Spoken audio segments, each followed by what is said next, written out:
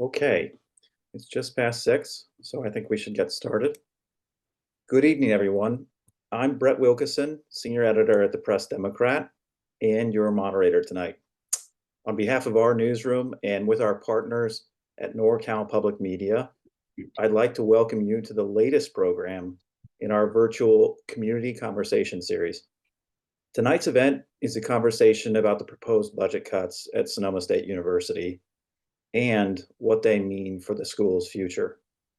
We have almost 800 registered guests, and we're going to try to get to many of your questions.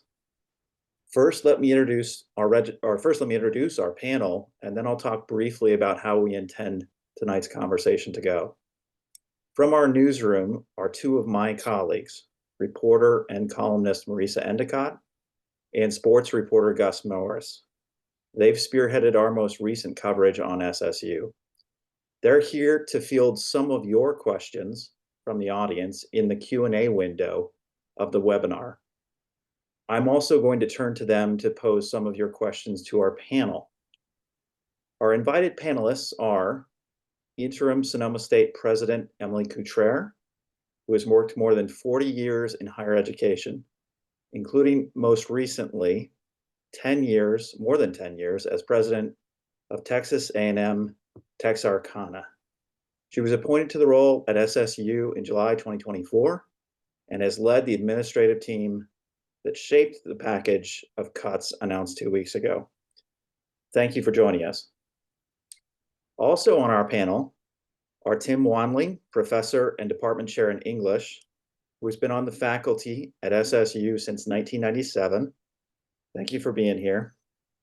Thank you. Michaela Chavez, a Hutchins School of Liberal Studies major in her third year. Michaela, thank you for joining us. Taylor Hodges, who is in her second year at SSU, where she plays midfield for the women's soccer team. Taylor, thanks for joining us. And Amiria Salzman, who needs little introduction in these parts, a former star player at SSU, and before that at Santa Rosa Junior College. She's been the head coach of the women's soccer team at SSU since 2011, a period that's included 3 straight league titles, 10 tournament appearances, and 9 appearances in the NCAA tournament. Coach Salzman, thank you for being here. We're also joined by the Press Democrat's executive editor, Chris Fusco, and our managing editor, John Deanna, who will both help sort through some of the questions as they come in. So now let's just talk briefly about how the event works. I'll go panelist by panelist with some of your questions.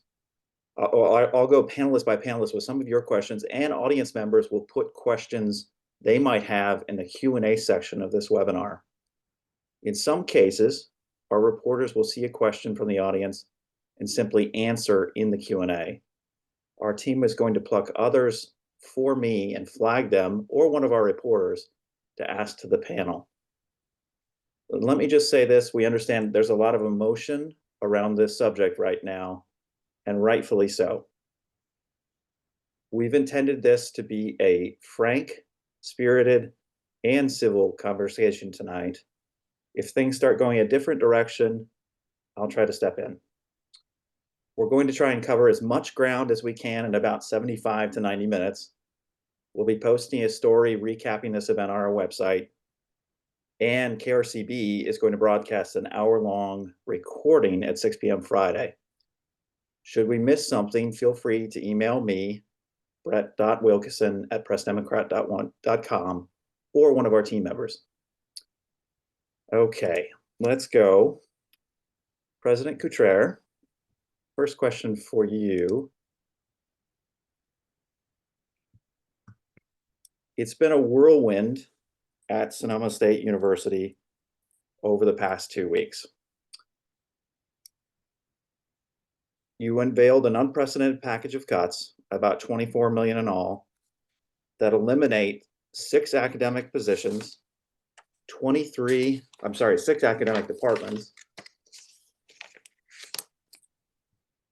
23 degree programs, 27 tenured or tenure track faculty, 19 lecturer jobs, up to 60 additional lecturer appointments, and all 11 athletic programs, including 36 coaching and staff positions.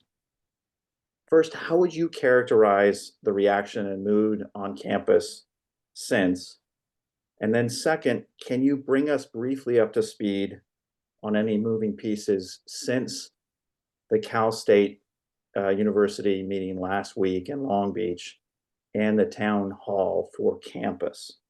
Have there been any developments that you can share with our audience? Well, first of all, thank you for inviting me to be part of this webinar. And yes, it has indeed been a whirlwind. I would characterize the campus as people are heartbroken. People are very sad. I think everybody on campus, and I do mean everybody on campus, is grieving because we are having to make such big changes that affect every corner of the campus. And when we talk about $24 million, and you outline the two biggest areas of cuts, I have to say that actually every area on campus is seeing some kind of a cut. It adds up to 24 million, and I think it's important to point out, even though you didn't ask me this, that's on top of 26.3 million that the university had taken in the 5 years previous to this proposal for next year. So in terms of, have there been any changes or any developments since last week's Board of Trustees meeting? There are no developments or changes in what we are planning to do to meet our budget requirements for next year.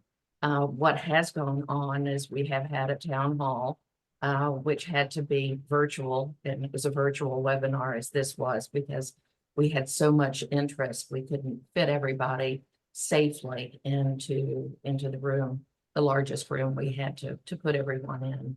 And since then, I have been meeting with various members of the cabinet, with groups of people, and we have them scheduled with additional groups over the coming week. Those are the main developments. I do know that our legislators, our state reps, are planning on having on the 21st a meeting on campus to talk with the community. So the major developments are in terms of communication and ongoing communication. And that is that they have now scheduled that first meeting that they have announced earlier. I guess it was last week. So right. The first of those has been announced, and it's going to be on campus. That we were able to confirm that today. We didn't know whether it would be on campus or in Sacramento, and indeed it will be on campus. I don't have a location yet. We'll be sure to get you, or they will. Someone will get you all the information. And is that going to be open to the full campus community? You know, it's their meeting, so I can't say. I don't know. That was my understanding, but I'm not sure about it. Okay, we'll go ahead and follow up with them. Michaela, if I might shift to you. You've talked to our reporters about what drew you as a transfer student from Santa Rosa Junior College. Can you tell us why SSU, and how are these cuts going to affect your course of study? You have 2 professors that are set to be laid off. How do you think this will sit with, transfer students like you and others in your boat? Yeah, hi Brett, thank you. Again, thank you for the opportunity for letting me to be on the webinar. And I chose Sonoma State because I grew up here in Sonoma County, so it's always been home to me. And like many said, it's very affordable, so that helped too. And I chose Hutchins because I want to be a teacher. And yes, I am losing 2 of my professors, Ianthe Swenson and Margaret Anderson. They both mean so much to me. Ianthe truly has changed my life in just the year that I've known her. And just the idea of losing her has really, really left me heartbroken. One reason why I chose Hutchins too is because of the small seminar classes. And with these cuts, that will be disrupted our class sizes will go from 15 to 20. And that just disrupts Hutchins' pedagogy at its core. The whole idea, not one of the whole ideas, but having a small seminar class and being able to connect with my professors, being able to connect with my peers, and being able to connect with my the material of the classes has helped grow my education. I feel so much more, and so these cuts will really affect that. And with the cut of geology, with the cut of theater and dance, those are also requirements for my major to graduate. And with Sonoma State cutting those programs as well, we are also getting hit with that. And Hutchins is such a perfect community and family. And again, these cuts will definitely disrupt that. And I would love to see these reversed. I think we're going to have more questions for you about your outlook on the future ahead here, Michaela. But if I might, to Professor Wanling, Tim, you're closing in on 3 decades on faculty at SSU. So you've seen the school grow over the past decade, especially, and watched enrollment shrink. It's down now 38% from 2015. If you were to encapsulate what you're hearing from fellow faculty about this current crisis and the cuts, how is this moment different for SSU and potentially more perilous for its future? Those are really good questions, and thanks for having me here to talk about them. What our faculty want to do is to maintain the excellence of Sonoma State that we've here. When I first got here 3 decades ago, we had about 5,500 students. We had this many academic programs, and we were okay. So why are they cutting us now? It is my belief that the management structure has grown exponentially here at Sonoma State in those interim decades, and so that's something that really needs to be looked at. We represent less than, about a third of the money spent is in the schools at Sonoma State University, and that's unfortunate. And we really want to maintain all of these connections that we have with our student athletes, with all the majors. That's what I keep hearing from students, is that it's not that they're a WGS major, it's that WGS course that they took changed their life, even if they're a business major. So we're one big connected family, and we're going to fight like mad to hopefully reverse these bad decisions that have been made to attack our family. This is unprecedented. You're asking if this is different from other things. We did grow, but unfortunately, they treat the faculty like we're the flexible, fungible people when we're actually the reason that students come here. So we are here for the students. We are here for this family that includes all the programs being cut and our student athletes and our coaches. Great. And just for our audience, we're hearing your questions about some of the programs at stake, including those that serve a diverse range of students, as well as questions about administrative costs. And we do intend to get back to those. I would like to put a first question to Coach Salzman. There's been a groundswell of action and ideas about how to save sports programs from elimination. What has that movement meant to you, your athletes, fellow coaches, and former players? And do you see it gaining the kind of traction needed to be successful, however you measure that? That's an excellent question. Thank you also for having me on the panel. I'm honored to be here, and I do want to thank President Couture for participating as well. It's nice to be able to have a little bit more of an intimate setting and a conversation. I have to give my colleagues credit, in particular, Ben and Marcus Zemer, who started this grassroots movement of Save Seawolves Athletics. They've been absolutely polarizing, and I really think it speaks to the history of athletics at Sonoma State that it's gained so much support in such a short amount of time, because so many alumni actually have stepped up, volunteered time, services, and resources and energy and passion and encouragement to fight for the athletics department in particular.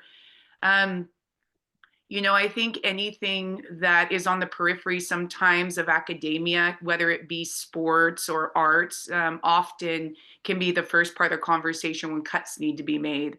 And yet what we're seeing with athletics is just how deep the history and also the loyalty to the university goes, which I think is something that's really lost sometimes, is how loyal people are to their alma mater. So do I think that it's going to gain traction? I do.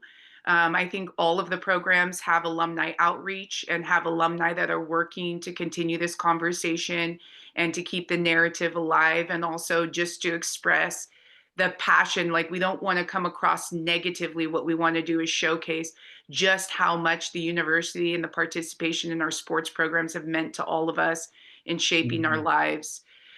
So I'm very encouraged, and it's brought us together as colleagues as well, because before this we were kind of just doing our own thing, and then this happened, and it's made us really check ourselves and really realize just how much this whole department has meant to us. And so I'm extremely proud of my colleagues. I'm just the soldier in the war right now.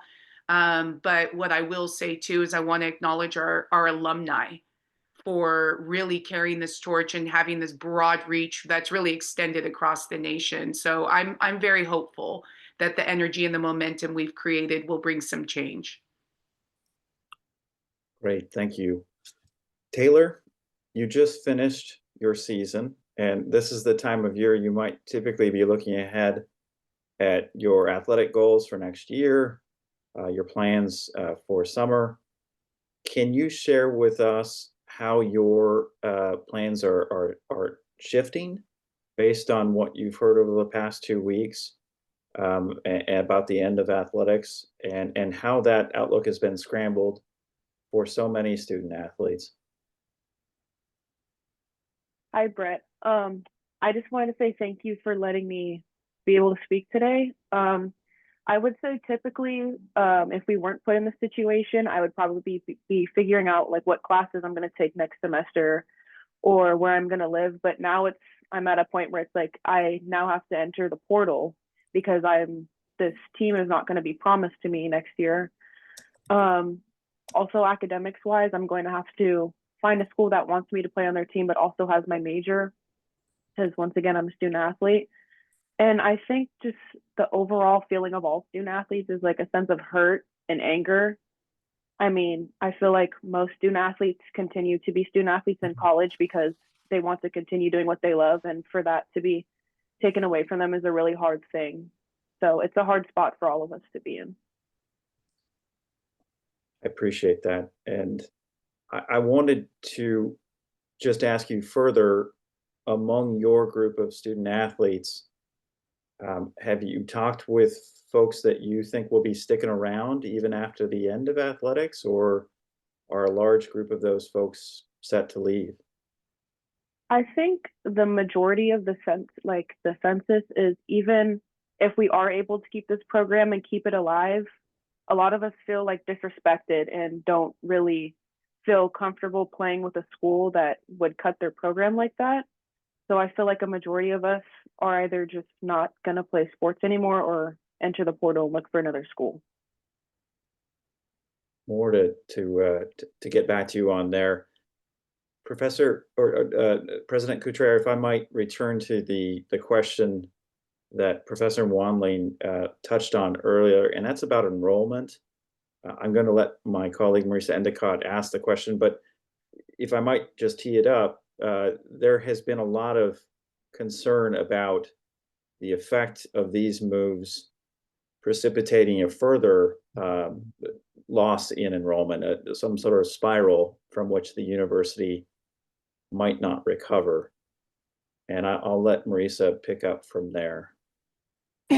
Yeah, thanks, Brett. I mean, I think that, and you can see it in the kind of questions being asked right now, that, yeah, people are worried because of the role that under enrollment has played, how much more of a kind of dip in enrollment leadership might expect. At the CSU board meeting last week, the Monterey campus kind of described how recent cuts contributed to a 4% decline in retention within a semester. And I'm just curious if, SSU has gamed out specific projections as to how much of a hit SSU might take in terms of enrollment or retention, and, how much the university could take, and kind of specifics that you might have kind of looked at. Sure. We recognize that unfortunately, we may well take another dip in enrollment. By the way, we were flat this year and we've been up slightly for the spring. So we have told the CSU that we anticipate we could have a 5 to 8% dip this year and potentially that amount the following year. But saying that, I have to add that we will be doing a lot of things for enrollment that we haven't done in the past. Our enrollment services group has been doing a lot of outreach throughout the years, but they haven't done what people would really call recruitment, which is getting in touch with applicants, following through with them, much as you might do if you were a salesperson. And that's what people need to do these days. So we are really updating our recruitment strategies. We have a grant from the system for marketing because we have had no marketing for a number of years. And so we are going to increase our marketing. And we also have data about the kinds of programs that our employers want, employers in the region want, and also that students are demanding when they are looking for school. So as we can, we will be increasing our degree programs that are the degree programs that students are most interested in right now, and that the community is most interested in. And I'll give you an example. One example is healthcare. Last year, thanks to Senator Pro Tem McGuire, the legislature, the assembly, allocated $5 million to the CSU to expand healthcare programs, degree programs. Of that $5 million that went to the CSU, $2.5 million is going for new healthcare degree programs to Sonoma State. The other $2.5 million is divided between two other universities. So just today at a meeting where I was, I heard from several people who were very interested in coming to Sonoma State because of the healthcare initiatives that we're projecting. So while we may have a downturn for a year or two, we also will be working very hard and project that after 2 years, it will turn back around as we reset and respond to what is needed by our community. President Couture, I have a quick follow-up question there, and that is about the extent of the cuts in this round. Part of that is the CSU funding reduction. And we've started hearing from folks in Sacramento about the possibility that that cut might grow based on the revenue hit to the state from the LA fire. So currently it's about $6 million, which is about 7 to 8%. We're hearing that it could grow to something more like $10 to $12 million. What would that mean? And would you be looking to address that in this latest round, this newest round of cuts? If that actually happened, we would have to address it because we can't cover the gap between our income, our revenue, and our expenses on an ongoing basis with the reserves that we have in hand. We'd have to look again at how we're doing things. I haven't heard that yet. Right now it's 7.95%, which is 6 million or 6.02 million for us for next year. So we are going to be advocating very hard, not only for that 6 million, but if it increases to, you said to 10 to 12 million, it might double. I'm sorry, 10 to 12%. Okay, good. Well, that's a little bit better. It's not good, but it's better. We will continue to advocate for the CSU as a whole, but also for our particular university because we are needed in this region. Yeah. And just a quick follow-up on that. You and your leadership team have been faulted, especially for the way that these cuts were rolled out, with many staff, coaches, students, graduates, and now state lawmakers, saying that the process was hampered by a lack of involvement, early communication, to effective stakeholders. I guess I'm curious how much of this was Long Beach calling the shots, the CSU office, and what opportunities is your team embracing over the coming days and weeks to address that perceived shortfall in communication and transparency? Thank you for that question. First of all, Long Beach's role in our taking the cuts is really restricted to the mandate that we have a balanced budget. And it's up to us how we go about balancing the budget. And I understand individuals and groups being concerned that they didn't have a whole lot of input into the process. But I will say that early on in October, I think it was October 24th, I held a town hall in the ballroom at Sonoma State and told people that there was painful news coming, that there would be, we thought at the time, $21 million in cuts in order to balance our budget. And I told everybody that things would be on the table. Everything would be on the table. We informed our unions because except for administration, all the groups of employees are unionized. And we informed them at the time, as we're required under the collective bargaining agreements, that there could be layoffs.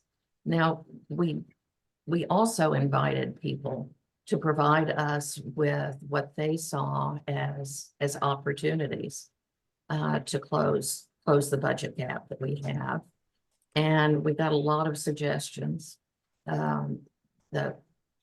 The cabinet, which is the vice presidents and myself, looked at all of those recommendations, but we didn't have open forums, continuing open forums to run ideas by everyone. And we didn't because you have to take into account that 80% of our budget goes to personnel.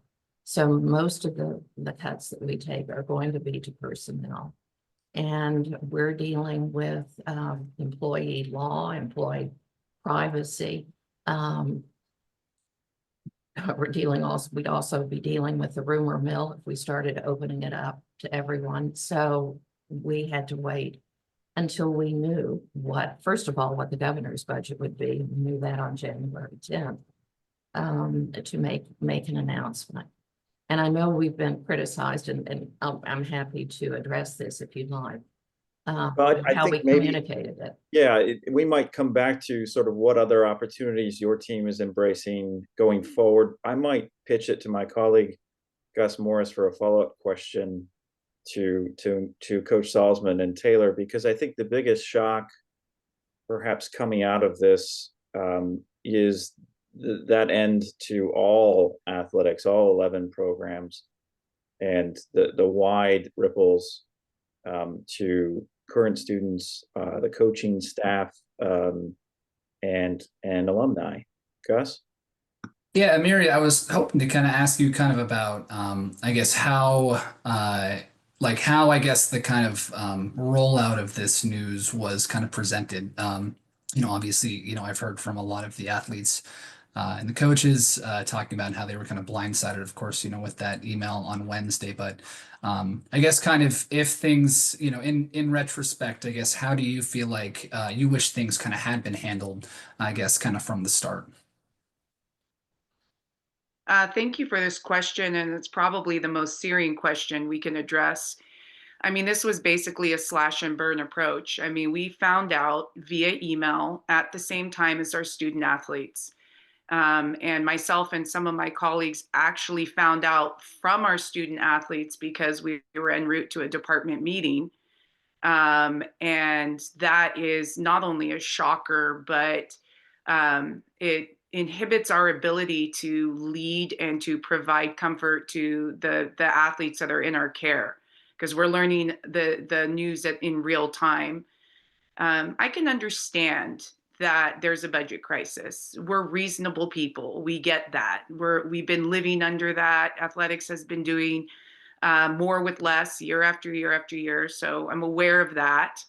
But not being given the opportunity to have a more gradual approach to this is, to me, was what was very painful about it, because I know President Couture had mentioned something about athletics, and you can correct my numbers, but maybe it would take $700,000 for one more year to sustain us.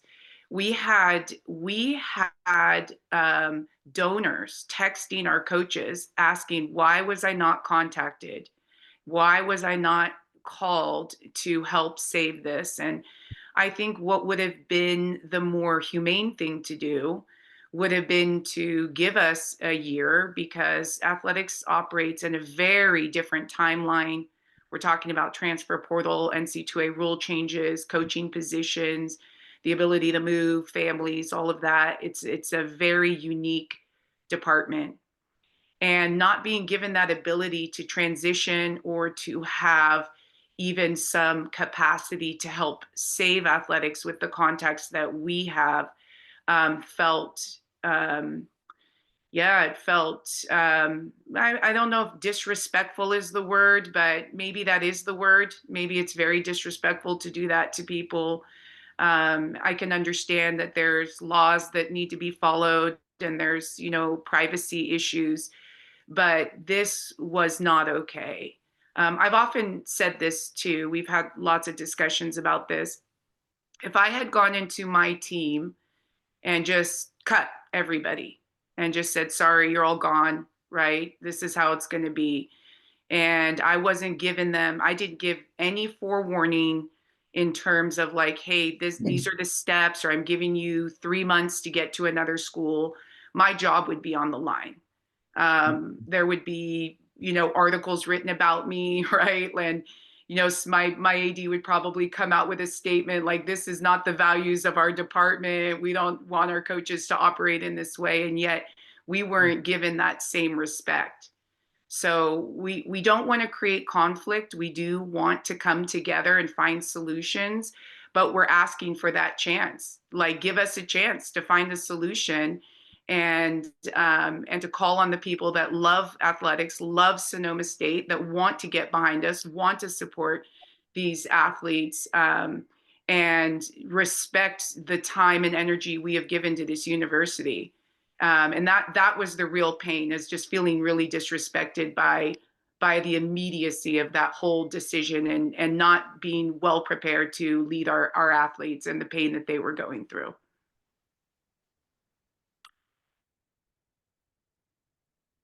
Gus, you had a follow-up question that you wanted to ask? Yeah, this just wanted to follow that up with President Couture as well. One of the numbers I think that the athletics group has been floated around is $3.7 million is what I believe they've come to understand that the school will be saving by cutting athletics. I wanted to ask if you kind of could explain kind of more of the budget for athletics, and if that $3.7 million figure is accurate, and if that's an annual number, or where that number, I guess, kind of came from. That's an annual number. That is the state funding, or the operating funding, our ongoing operating fund, puts that in athletics every year. And that is the number that will be cited by our budget office. And that's the number that we need to every year to support athletics, along with fees that students pay for instructionally related activities, and the $1.3 million that athletics has an endowment that provides about $40,000 in scholarships every year. The 3.7 is the amount that we see ourselves saving by the unfortunate elimination of Division II athletics. And I might add, you had said something about all 11. One of the problems that we faced is that in Division II, you must have 10 teams. And we couldn't, cutting just one would not have helped very much. Professor Wandling, I wonder if I could pivot to you. There has been a lot of critique within faculty circles about the math here and the possibility that not all of these cuts will produce one-to-one savings. And that one option that does is to reduce administrative costs, that you might not have the kind of revenue hit from, say, eliminating athletics that you would, or that a lesser sort of extent of impact from eliminating administrative costs than athletics. I'm wondering if your group of faculty has really looked at sort of ways that this campus has been too heavy on administrative costs, and we've heard for far too long. Yes, thank you, Brett. I've been at the forefront of those kind of discussions here for decades. It is a decades-long problem. President Gutierrez has been here for just 1 year. I have been here for 28 years. So I've seen it for a long time. The number I cited before, it's an open book. Sonoma State is a public institution. Our budget is $147 million. And if you add the total budget of our 3 academic colleges, including the deans, the dean staff, and all the academic staff support people, plus the library, that totals $52.6 million. So you do the math, that's 35% spent on the core mission of our university. And they're going to make cuts to that. So we think that's not okay. And we don't believe that everything has been put on the table. The president told us at the Senate last week that they weren't allowed to take pay cuts, for instance. We think they should take pay cuts. We think that this university should be run with a flat structure like it had in the 90s when we had 5,500 students before.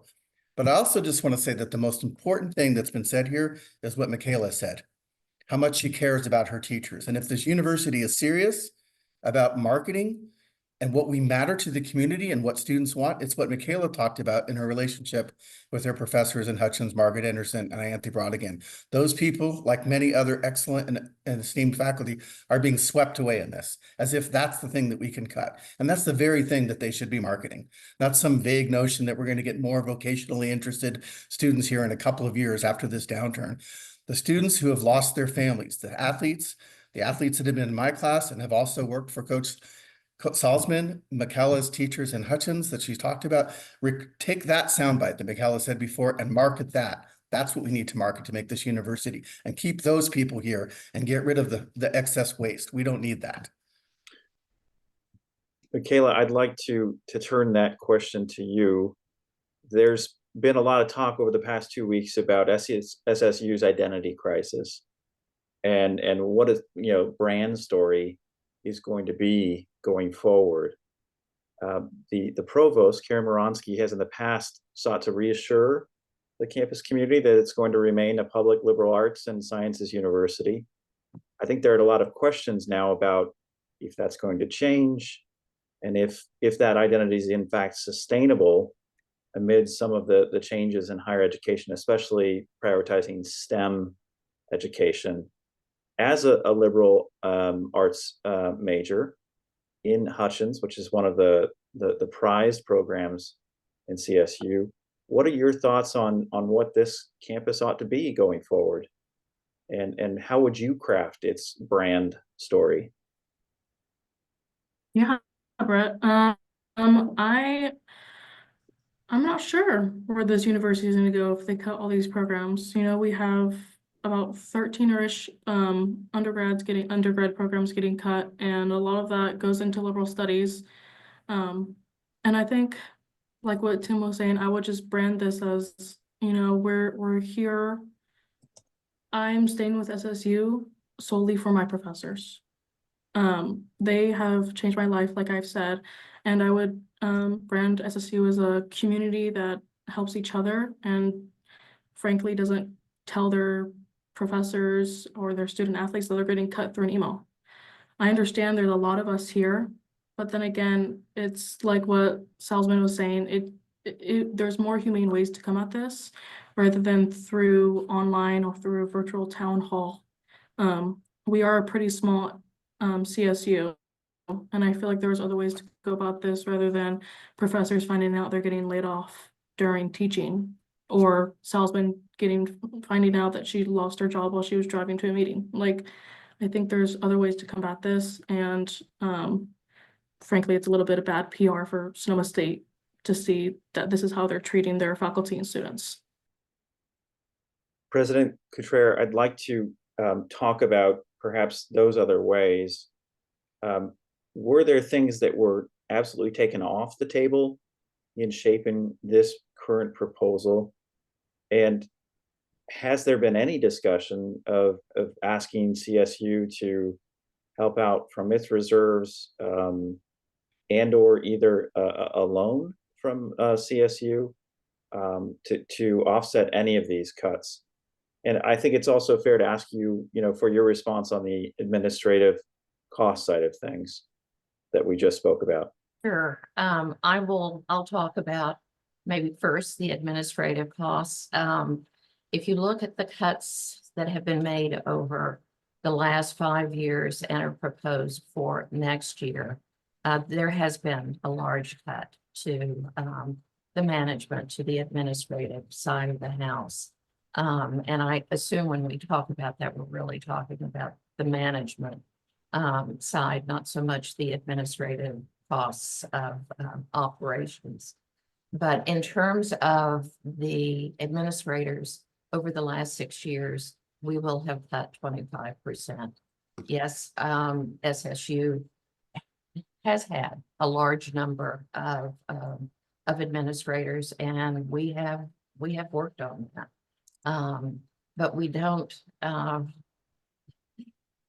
the cuts for those positions are different when they are person by person.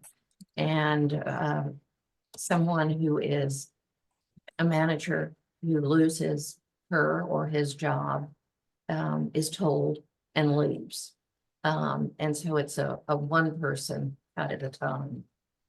The other way in which we have made cuts in administration is by not filling vacant positions. And I should add that one of the aspects of our budget cuts for next year is that we've frozen all positions except those that are absolutely necessary, but for legal reasons or for safety reasons. So we have been making cuts to administration, and I agree with everyone that we should be taking them there, and we have been. They don't have the same impact on students that cutting, they don't have an impact on students like cutting programs, cutting faculty, and cutting athletics do. And those are the ones that we've emphasized and communicated the most about, because frankly, those are the most hurtful of all the cuts that we're making. And just a quick follow-up, any openings with CSU, with Long Beach and allies in state government about the possibility of offsetting any of these cuts through state funding? That's just not possible. And I'll tell you why, because we're all pretty much in the same boat. Because the cut that we are getting from the state, or is projected from the state, the 7.95% or more, is going to all of the universities. We are among 7 universities in the Cal State system. who have suffered losses in enrollment. Most of them are in Northern California. And there is not, I know everyone believes that the system has bottomless pockets of money, but in fact, like us, they have about 1 month's worth of reserves. They can't afford to lend all of us the kind of money that we would need to weather the cuts for 1 year, 2 years, with the hopes that the state would provide us with more money down the road, or with the hopes that our enrollment would turn around quickly. From my perspective, and I know that my colleagues who are on this don't necessarily share it, we have been staffed out as if we were still a 9,000 student campus, but we're not a 9,000 student campus. We want to grow, we want to get larger, but it will take a while to get larger. And unfortunately, and I do mean unfortunately, we had to get to a point where we had resources and revenue that matched or came close to matching our expenses. And just to go back to kind of what Sir Wanley kind of proposed there, what do you think about this idea of a much more flat sort of organizational structure, kind of harkening back to those days in the 90s? And also just one technical thing, you know, you mentioned this very large percentage of jobs that have been cut from the administration positions. During that same period of this last 5 years that we're talking about, has there also been, I know I've gotten the question quite a bit, if there's also been administrative positions added, you know?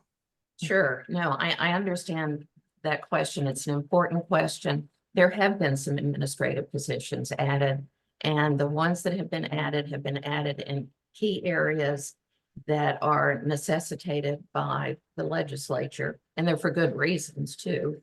Title IX, we have to have a certain number of Title IX people, and those are management level positions. They have to be by the nature of their job.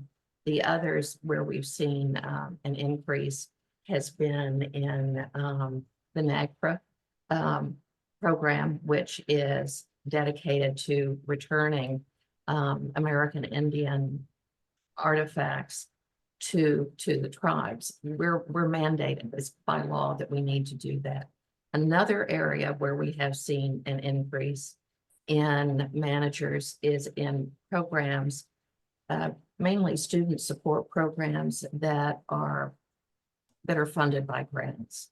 And because they are grant funded, they need to be led by management. They are not union members. So we have added, but those in the area of managers that are funded by state dollars, that's where we've seen the big cuts and where we have not refilled positions. And we have flattened out. And I'll give you one example because I'm maybe taking too much time, but one clear example is in student affairs.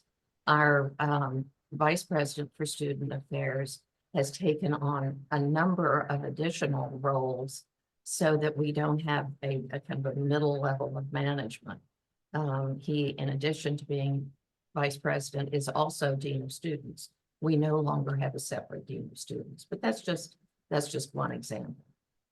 Professor Wanley, I could see maybe some thoughts about a response from you. We continue to hear that SSU's administrative costs are outsized for the number of students it has, and that even reorganizations as recently as 2022 have added some costs to the system. Any specific ideas that you would want, or response that you'd want to add here to President Cottrell about that, or other ideas that are coming from faculty? I first of all, I just want to say that I absolutely think we should be asking for more funding from the state, more funding from the Board of Trustees, and keep that public pressure on. I am critical of the way the money is spent here on this campus, but we also need to do that. And so I understand that. And there was a question in the Q&A about getting involved. Every one of these programs that's being cut at Sonoma State has Facebook pages, social media pages, ways that you can contact your legislatures and your people. So we need everybody who loves this beautiful campus in our area to participate in that. If you're asking me how I would deal with that, I would say to some of the managerial functions, even some of the things that seem like they like that's the thing. Everything should be on the table, going back to that earlier comment. And we need to be able to say, hey, we love you, this piece of administration, just like we love our women's and gender studies program and our English master's program and our geology department and our sports programs, but we just can't afford you right now. So we need to make some hard decisions. I'm not going to spell that out here, but I definitely have some ideas, and so do faculty, about just saying you're going to have to make do with less. That's basically what they've been telling the faculty for years, and we've made do with less for years, and now they're cutting some of our vital programs that will make that have made Sonoma State's reputation what it is. And I think, it's so important to have the athletes in my classroom. Some of my best students over the years. One of my favorite essays ever was by an athlete named Spencer Heller, who's a really accomplished golfer. She was amazing because she worked on her essay in my freshman English class as hard as she was working on her golf swing. And she wrote about that, her golf swing, in her essay over and over again, trying to make that perfect. We want to teach people from all the different disciplines in English. WGS wants to teach people in all the different disciplines and what they're doing. This isn't about just narrowly giving people like one sort of business vocation. This is the opportunity to let every human being who lives in the region and comes to Sonoma State have an opportunity for that kind of education that previously, before the founding of the CSU system, was only available to rich people, right? So we are here for access. We are here to give those students from our community the chance to be here. And these cuts are not going to let us do that. I had a quick question for Taylor. Taylor, I think you had mentioned kind of earlier on in this that you were in the process of entering the portal and trying to find a new home. Can you kind of tell me a bit about the process of kind of doing that at this point in the year? And then kind of secondly, too, if you had kind of known these cuts were coming before the semester started, what I guess would you have done kind of if that had happened?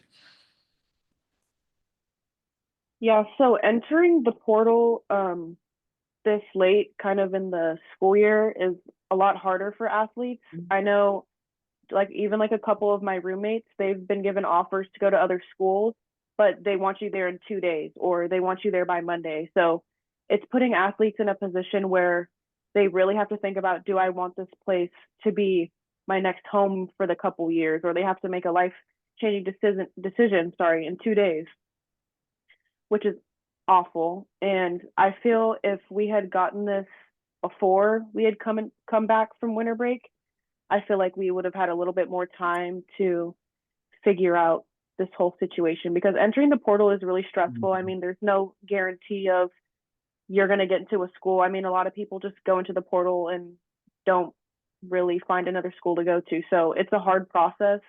And I feel like the way that this situation was brought up did not help at all. And it's also another thing because the coaches too, I mean, Amiria, she's already doing recruitment for next season, and she now has to tell all these recruits, sorry, you can't come play here anymore. And now she's looking into other schools so that her athletes can find another place to go. And so now it's another stressor added onto her already stressful life. And so it's just a horrible situation, honestly. Taylor, I was also kind of hoping just to follow up too, but what are you majoring in and kind of what do you hope to kind of do, I guess, after college?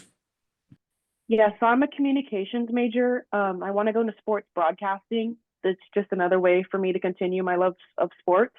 And I really do enjoy the communications program here. That's another reason why I came here. But obviously, I'm looking to continue my both academic and athletic career. And yeah, I just really hope that the efforts that the teachers and the students and that the athletes are putting into this, I would say fight almost, that I hope we get heard and I hope we can save all these programs, because one of the reasons that I came to Sonoma State was a promise of diversity.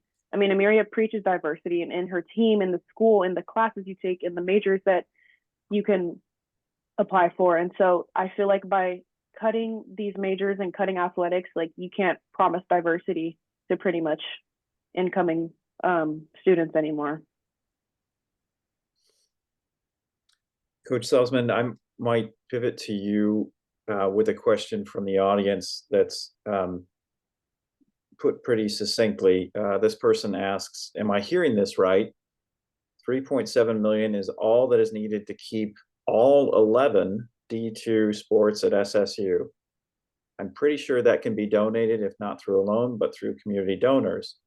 And it opens up the question about what becomes of philanthropy and the very key source of support that all of our public universities rely on, not just for sports, but for academics as well.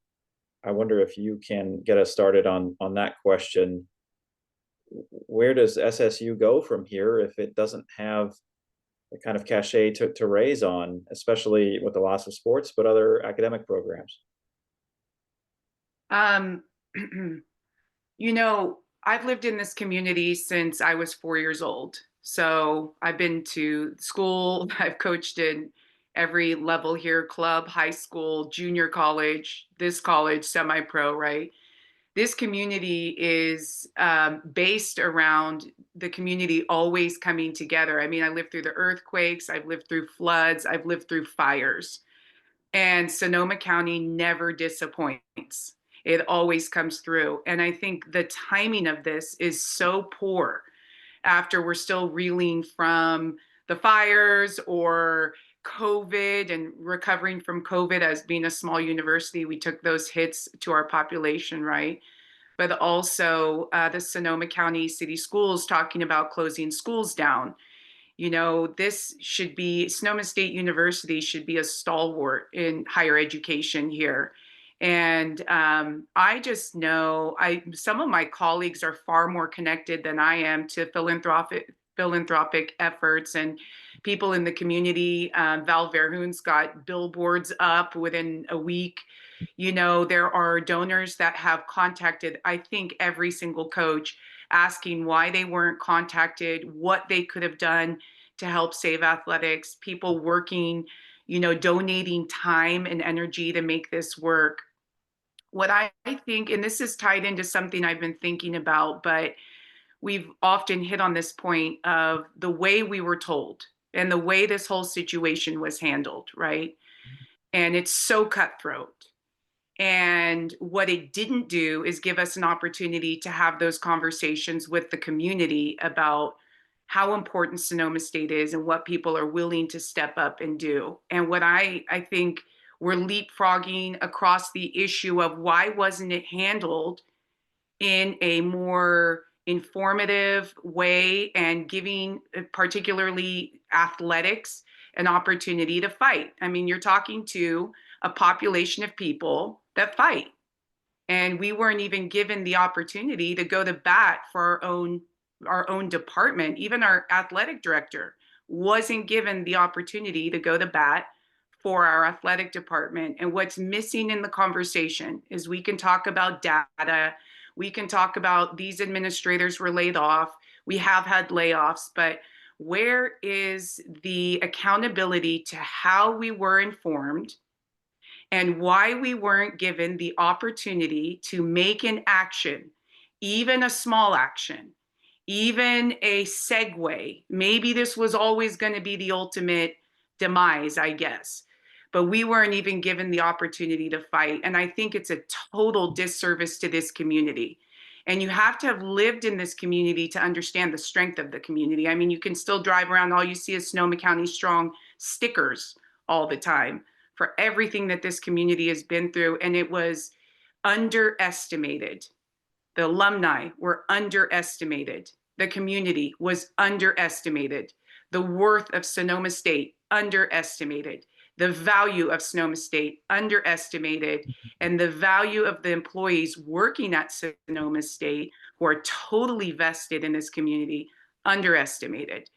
And I would have liked to have heard why it was dealt with in such a callous way. And I can't even blame President Couture because she doesn't live in the community.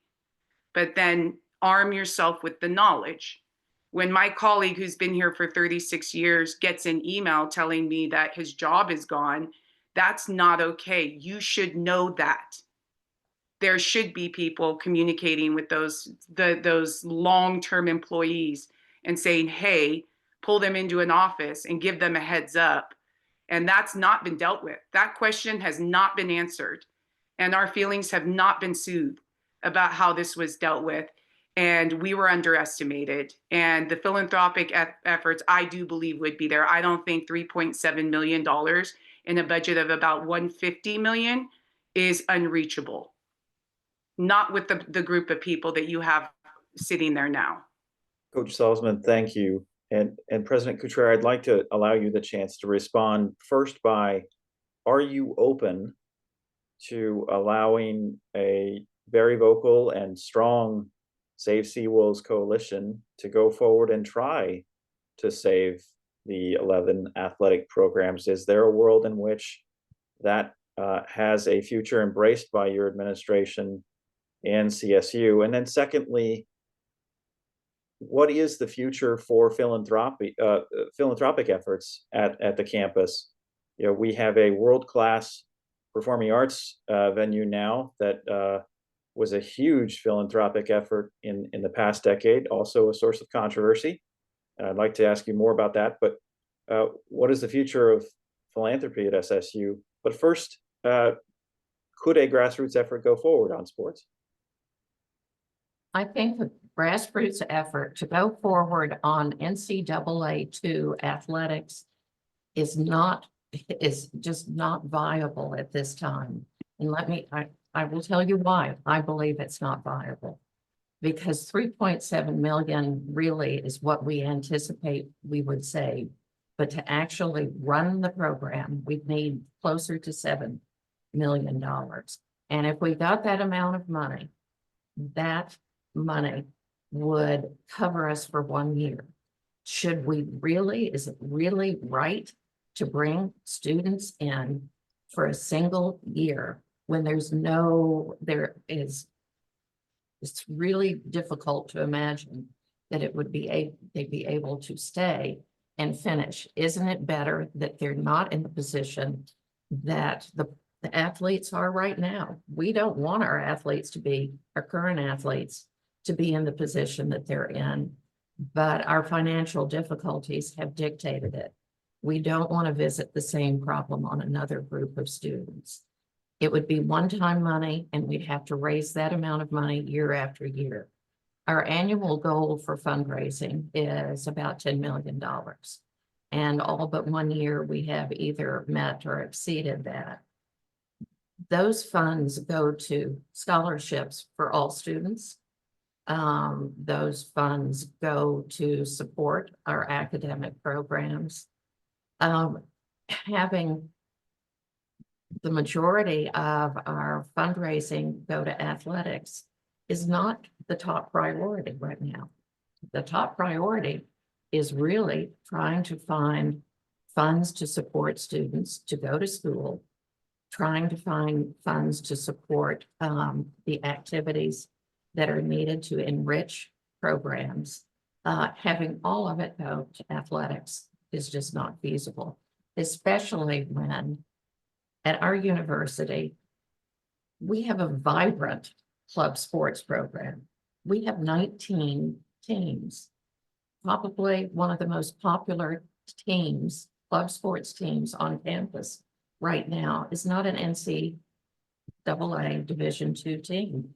It's our men's lacrosse team that is a club sports. So there are opportunities for students to participate, all students to participate in sports if they wish to do so. Now, yes, we continue to fundraise. We will continue to fundraise. But as I said, our priority is scholarships.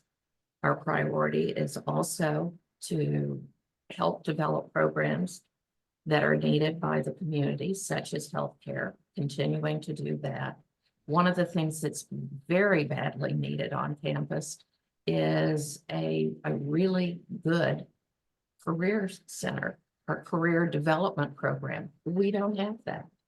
And we need funding for that. So while I really appreciate the passion the tradition of athletics. I started athletics at another institution, and I saw how powerful it was. But right now, Sonoma State can't afford it. And I know that our university advancement people in the past have tried to work with athletics to get them to be more involved on their own in fundraising.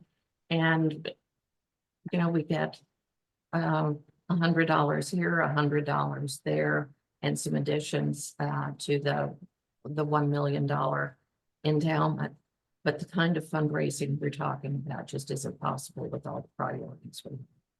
I hate to say no. I don't like to say no. But right now, no is the right answer. It's just not going to work. And then switching gears to kind of academics, I think that, you know, you've spoken a lot about the importance of focusing going forward on majors that, you know, have a practical application to the local workforce and really focusing efforts there. You know, it's come up frequently in the last couple of weeks since this news broke, you know, how much, you know, a geology background supports jobs in natural disaster preparation and building and response to disasters, and, you know, or how women and gender studies alums have contributed to kind of local service providers, the amount of volunteer hours they provide. How are you determining how important different courses of study are to the local economy and culture? Okay, one of the ways in which our academic affairs area has determined, and actually has been working on this for a couple of years, is by the numbers of majors that are in those programs. I don't remember the exact number in geology, but it is a low number. I can tell you how you will know that they're low. We have 5,800 students at Sonoma State. There are 320 who are in the 26 majors that we are eliminating. 320 in the 26 majors. If you take out those that are graduating, those whom we will teach out, because if a student is a junior level or above, we will ensure that they have the courses so that they can finish our degree. You take the students who remain in all of those programs, and it's heartbreaking because all those programs are great, but there are 56 of them. There are 56 of them. And while we don't want to cut a single program, I never want to cut a program. And I should point out too that I'm a former arts and sciences dean. I have 2 children who majored in theater and English and who have master's degrees in English. All those degrees are so valuable, so important.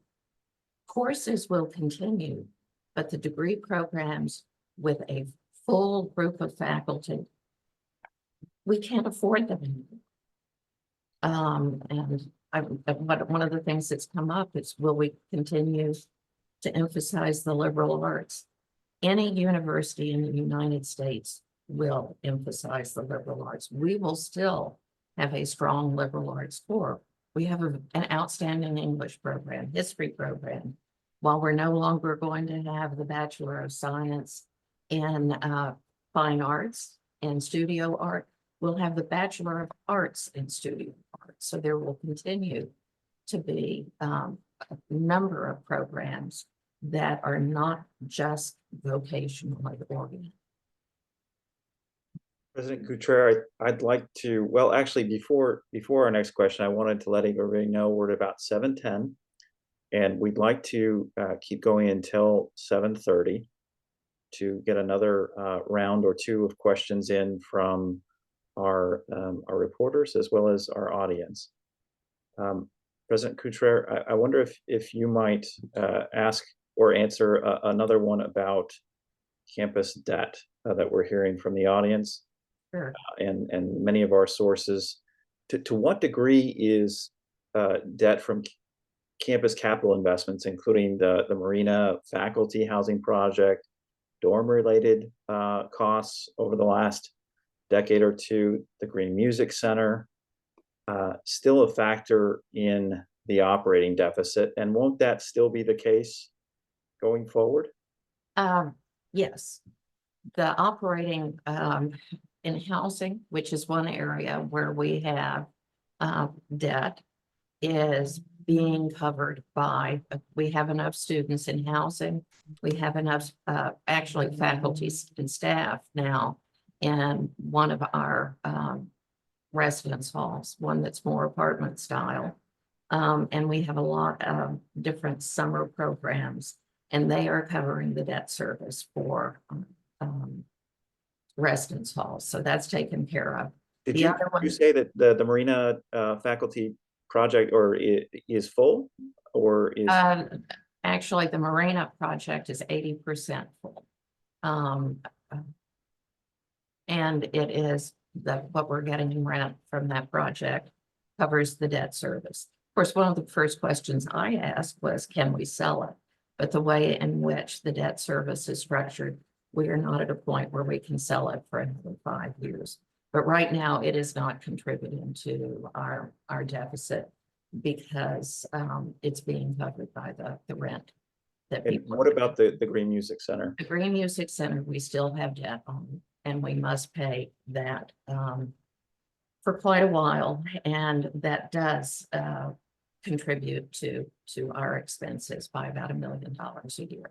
It's $1 million a year. Yes. Okay, and how long will the campus be paying off that debt? For quite a while. The exact number, I don't remember off the top of my head, but that's not going away within the next couple of years. Are we talking a decade, 2 decades? Yeah, about a decade. Another decade, Right. okay. But another field of questions that we're getting here tonight is about the university's consulting costs. And I'm aware of especially one from Deloitte that is ongoing about shared services and where those land in the future for CSU. But in particular, and I'd love to hear about that from you. In particular, are there other consulting contracts, high dollar consulting contracts that are out there that your team is looking at and trying to save money on that end?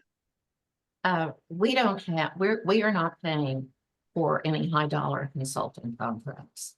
All of the contracts like Deloitte or AEB, which was on campus today, are being paid for by the system because they are really more systemic endeavors. So the system is picking up their costs.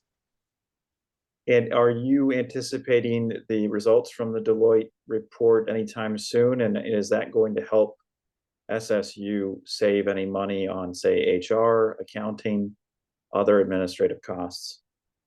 We're anticipating the report really soon, and we've structured in some savings, about $1 million in savings based on what we anticipate getting from them. So yes, we are looking at shared services in a couple of areas that should help us with that debt, but it is already structured into our savings plan for next year.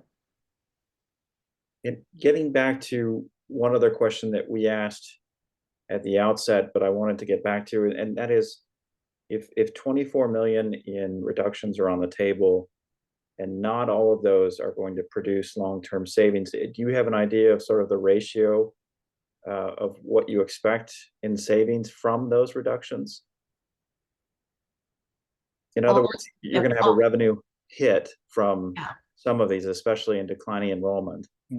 Right. And we have factored that in. As I said, we anticipate a 5 to 8% reduction in enrollment next year and the following year, and we factored that into our cuts. All of the cuts are to ongoing expenses. Unfortunately, as I mentioned earlier, 80% of our expenses are in personnel, and I really don't want to argue with you, Dr. Wandling, but 70% of our expenses are in the academic affairs here. So I said the colleges. okay, the colleges, yeah. There's a lot of administration in academic affairs as well. Well, that's true. But we've also reduced in a lot of areas both in the colleges and more extensively in academic affairs. Michaela, I'd like to ask you a question about recruitment. As recently as 2022, campus officials were touting very strategic recruitment efforts statewide. There was a plan put out. It went through this year.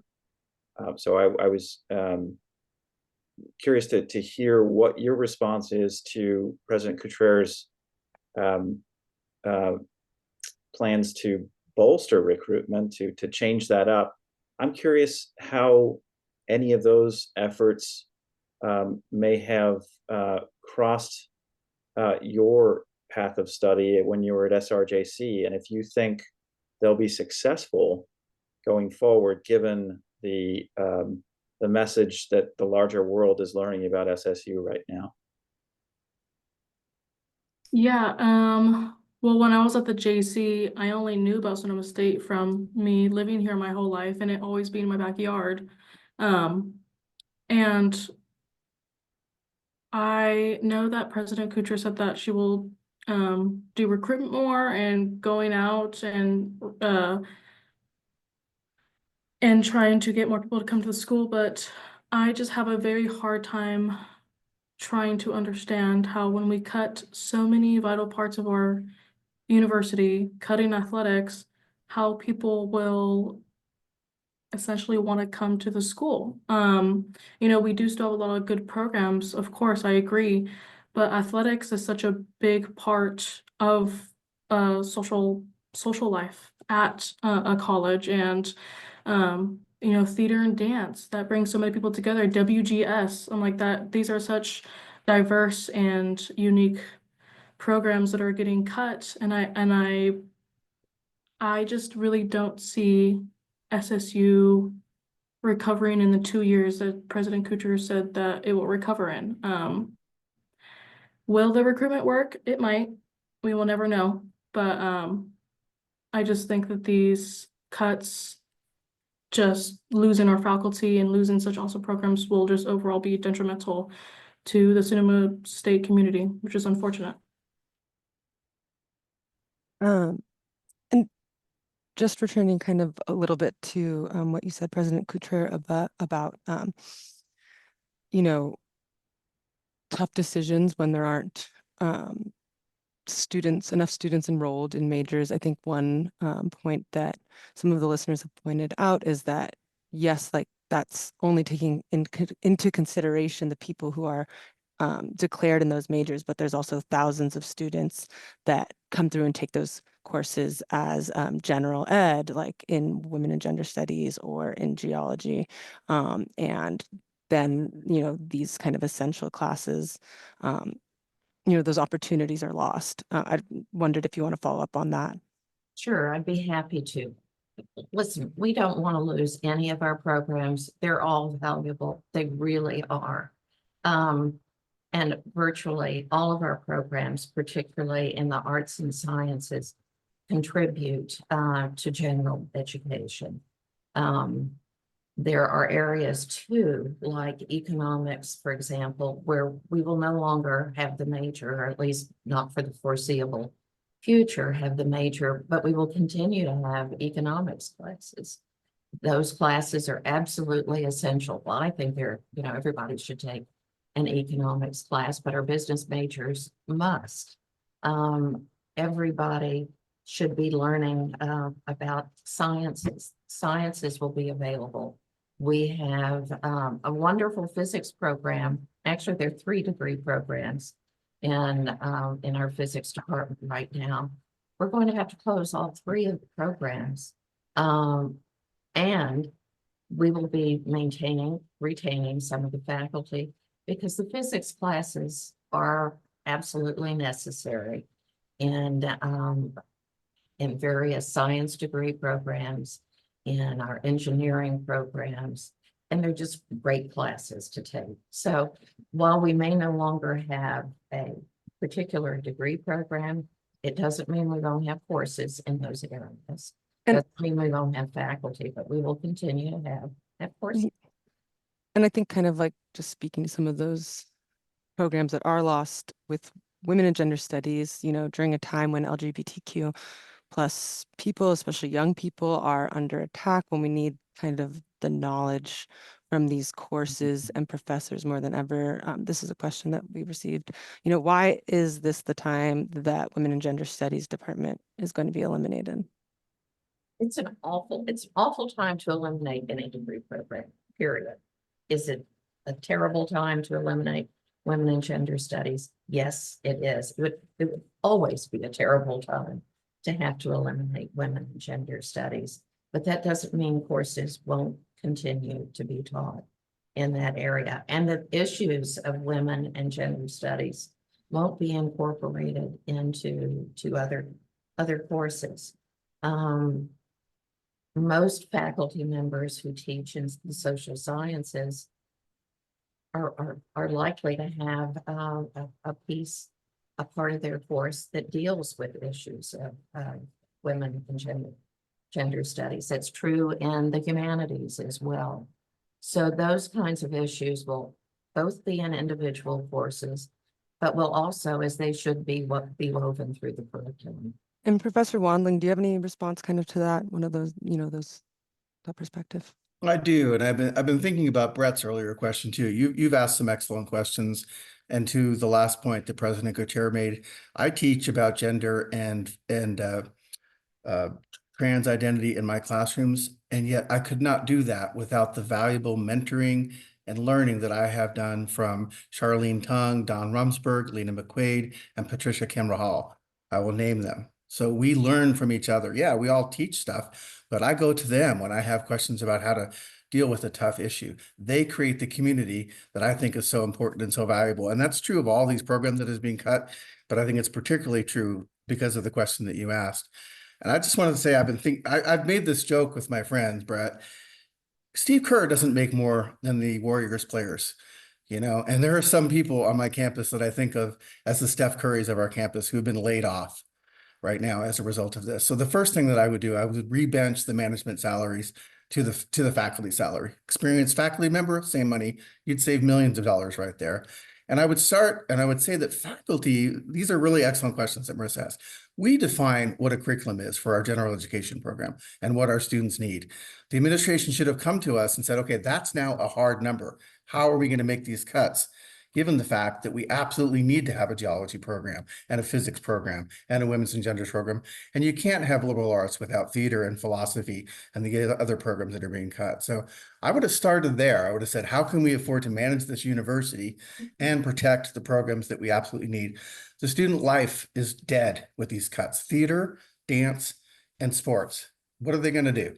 Go to club sports? I don't think so. Sorry. So I would have started by looking at those as the hard costs, not the regulations and management structure and all this other stuff. So I don't agree, and I think that we the faculty should get to decide which programs we need. The numbers of majors doesn't matter to us. We want our students to be able to take art history, for instance. Very few majors in art history, but it's a good class. Makes money. Used to teach it. Professor Wanley, I really appreciate that. President Gutierrez, you looked like you wanted a quick response. We'd like to get to a couple other panelists, but you have a. You know what? I have monopolized too much of the conversation. Let it go and go to the other panelists.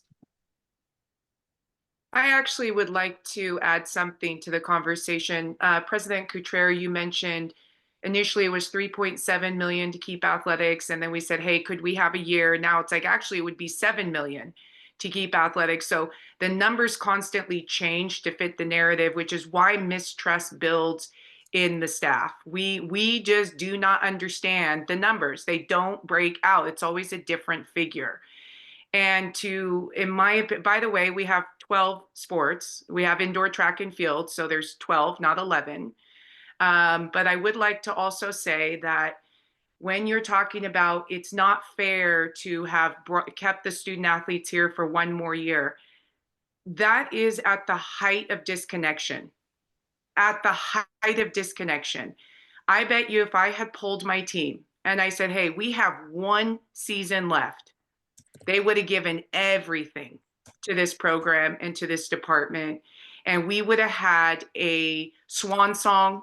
We would have had the proper bon voyage to the university. Our leaders would have been respected. Our coaches would have been respected. There is a very significant change happening at the NC2A level. I'm sure you're aware of it, maybe not, but it has to do with the transfer portal. It has to do with roster sizing. It has to do with money, NIL. It's completely changed the game of college sports at every level. We're reeling from those changes and we're managing our rosters. And if we had just been given one more season, our transfers could have graduated. People could have had the opportunity to really seek out what their next step was. And I feel like we look at athletics like, oh, it's athletics and then academics. And that's not true. Athletics typically operates with a higher GPA than the general student population. We have the highest graduation rates. And I will say specifically for female athletes, a woman who participates in college sport is more likely to earn higher salaries over the course of her career because the assertiveness that she has learned being a college athlete allows her to negotiate for a higher starting salary straight out of college, less likely to be on drugs. The stats go on. And yet here we go, we eliminated that. And yet there are going to be women that will be sitting in your position one day. And this is where they are built. This is where they're gender. This is where they develop the capacity and the humanity and the empathy to lead groups of people. And I'm still waiting to hear that. So this is the thing. The numbers change. We don't understand them. You don't understand what's happening with the world of NC2A sports, which is okay. It's not, you don't have to know everything, but please ask the questions. And please also don't say it's better to have just gotten rid of them now than later. That's not okay because we're dealing with the emotional aftermath of that. We live that every day. Taylor and Michaela live that every day. Coach, And that conversation should have been had from a leader at the highest possible level. Coach, And if I I might, would be remiss if I did not say that. I really appreciate your thoughts, very powerfully put, and all deserving definitely of forceful responses. I think we're going to be following up with a lot more of the questions that were asked tonight and that we have. We really appreciate the participation. I'd like to pivot to one of those future leaders right now. Taylor, you've been sitting patiently, and I just wonder, you know, Gus and I have been talking about a question that we'd like to ask you at the end here, which is, you know, you likely are hearing from soccer teammates far and wide in California, people that you've played with. What is your message to them about Sonoma State, and what would the message be that you'd like to convey to the wider world about your experience here and looking forward?